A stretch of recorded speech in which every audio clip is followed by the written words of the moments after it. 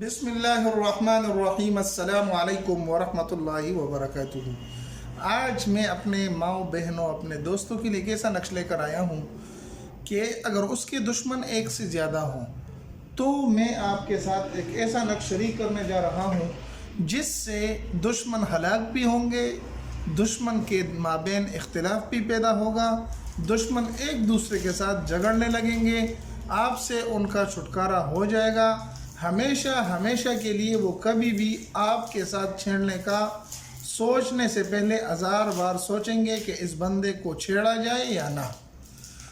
تو اس طریقے کا نقش ہم ابھی کتابوں سے آپ کو اس لیے بتا رہے ہیں کہ بعض لوگ کہتے ہیں کہ یہ نقش صحیح نہیں ہے، کام نہیں کرتا، فلاں ایسے ویسے۔ تو یہ نقش تصدیق کے لیے ہم کتاب سے آپ کو دے رہے ہیں کہ آپ خود دیکھ لیں کہ یہ بہت مستند علماء کی کتابیں ہیں جنہوں نے یہ لکھی ہیں۔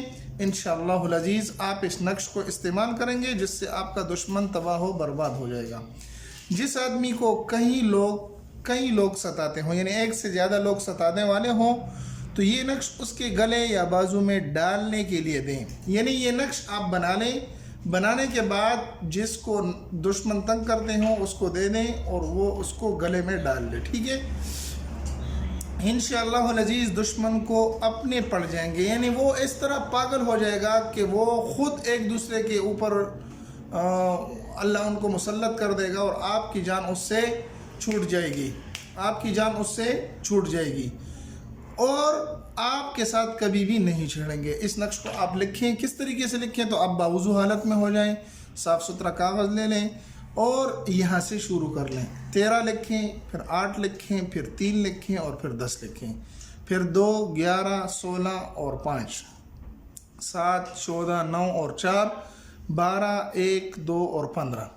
اتنا نقش آپ نے لکھنا ہے۔ لکھنے کے بعد اس کو آپ کس طریقے سے لکھیں، زعفران سے بھی لکھ لیں تو بہت ہی اچھا ہے، زعفران سے نہ ہو تو کسی پن سے لکھ لیں۔